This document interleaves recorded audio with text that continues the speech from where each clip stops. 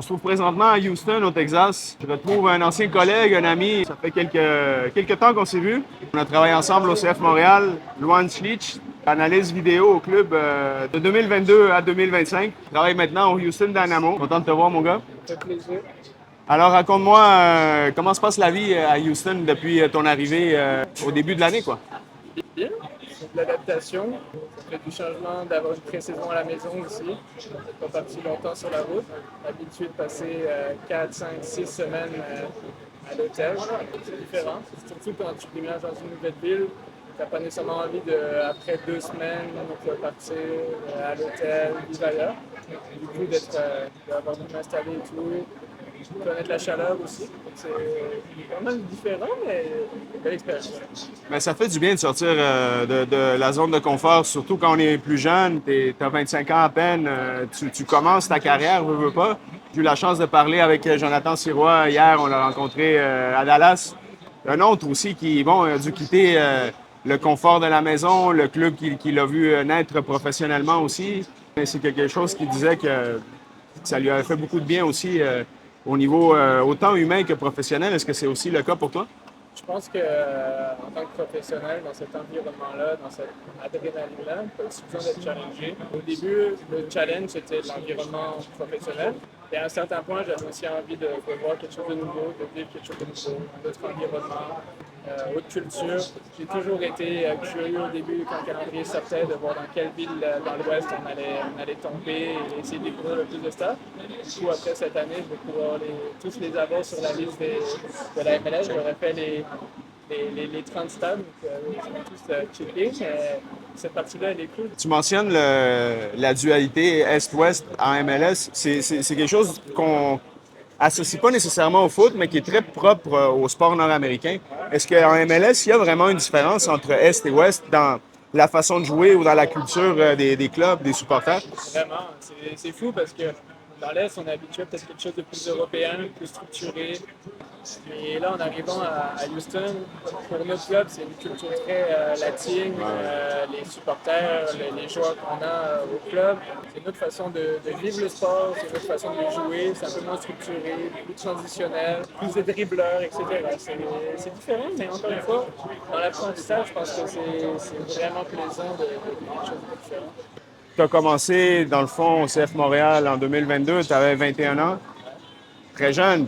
Tu dois être parmi les analystes vidéo les plus jeunes de la Ligue, si ce n'est pas le plus jeune. Tu travailles avec le Celtics de Richelieu et aussi avec les Patriotes de l'Université du Québec à Trois-Rivières. Et ensuite, tu as été approché par le CF Montréal. Parle-moi un peu de cette transition, cette découverte du monde professionnel et aussi de ta passion. Qu'est-ce qui t'a amené vraiment à poursuivre cette voie de l'analyse vidéo? Ça a toujours été comment garder le foot comme point principal d'activité. J'ai essayé différentes choses. Et la COVID a fait que je me suis beaucoup éloigné des terrains. Du coup, c'est là où il y a eu le déclic de. C'est pas nécessairement juste de parler de foot, c'est aussi d'être proche du terrain, d'être proche du ballon.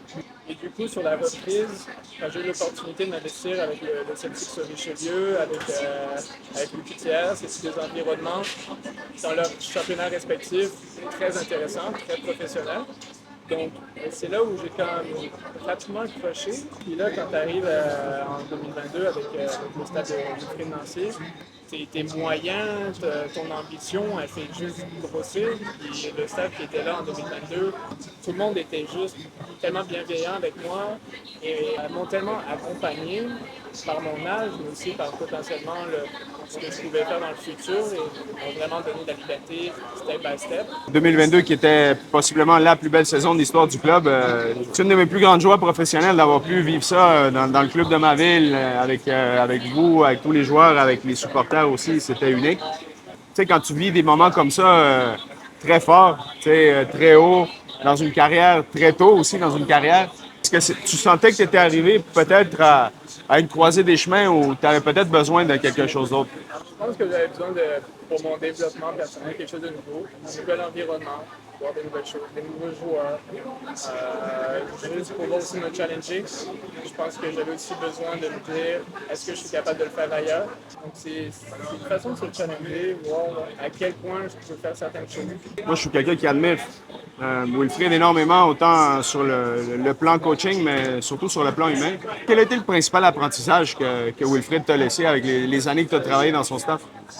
La capacité à rendre le complexe simple. C'est ce qui m'a toujours marqué et que je regardais les matchs de l'extérieur et je voyais la complexité de ce qu'il demandait aux joueurs. Et j'arrive et quand on m'explique, c'est tout simple. Et cette faculté-là de rendre le complexe simple, je pense que c'est quelque chose qui parfois se perd dans le foot, où on veut rendre les choses plus complexes qu'elles ne sont. Ouais. Cette capacité-là de rendre les choses complexes simples, c'est peut-être une des plus belles qualités que tu peux avoir en termes d'entraîneur, d'analyste. C'est très riche d'avoir cette capacité-là. Dernière question, Louane. Qu'est-ce que je peux te souhaiter au niveau professionnel, au niveau personnel pour les 2-3 prochaines années? Continuer dans ma passion, que ça puisse animer les journées, que ça puisse continuer de nous faire vivre peut-être d'autres pays, mais surtout de juste pouvoir continuer de voir du ballon tous les jours sans je On va te souhaiter tout plein de foot, de rester le plus près possible de l'action et de continuer à grandir dans ce rôle-là. Je te connais, je sais que tu es extrêmement talentueux, puis je suis pas inquiet qu'on va devoir et entendre parler de toi encore pendant beaucoup d'années. Espérons. Très content de t'avoir retrouvé, mon gars. Ça fait plaisir. Profite bien de la coupe. On se retrouve très vite. It's a wrap!